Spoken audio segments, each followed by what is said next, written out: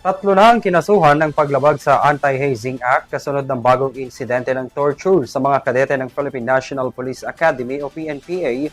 Ang mga biktima nakaranas ng third-degree burn matapos silang sabuyan ng asido. Narito ang aking report. Kinasuhan na ng PNPA na sangkot sa umano'y panibagong hazing incident kung saan aabot sa higit 24 ang biktima na pawang mga first-year cadets. Kadete ng PNPA. Ito po ay sila Miko Legarda Escalante, 20 years old, PNPA 3rd class cadet, resident of Purok, Maligaya, Davao Oriental. Harold Locob Hehe, 20 years old, PNPA 3rd class cadet, resident of Quezon City.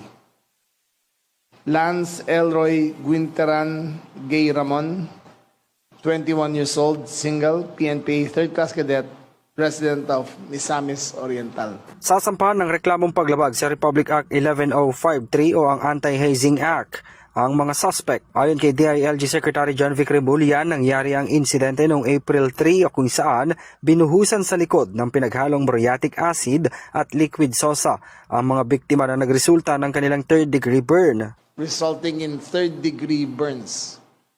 Sa ibang kadete ay umabot pa sa kanilang private parts ang asido. Ito po ay hindi katanggap-tanggap. Nakita po namin ng litrato, sunog ang kanilang mga likod hanggang sa baba ay nasunog din. Dahil walang kaalam-alam ang liderato ng PNPA sa nangyari, magkakaroon rin ng investigasyon dahil sa command responsibility. Kinundina ng DILG ang insidente at sa kasalukuyan ay nakakulong na ang tatlong suspect.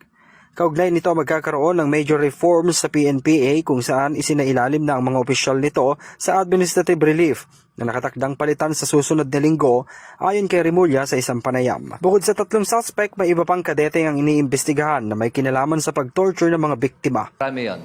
So that's for criminal aspect as well as the aspect for the filing of administrative charge. Naglabas na rin ng mga sabina sa mga opisyal at kadete na mag-uutos sa kanila na humarap sa investigador. Sabi ni Remulla, itutuloy ng pamahalaan ng kaso ng may full force at tiwala sa tibay ng mga ebidensya laban sa mga sangkot, lalong-lalo na sa kapabayaan ng mga senior officials sa loob ng organisasyon. After that. So, as an effect, there will be a reshuffle or movement for the PNP organization, lalo-lalo na ang nandun ay 2-star. Okay? And another commandant that is 1-star, who are subject of the pre-charge investigation that I have approved. Para sa Yearly TV News, ako si Henry V.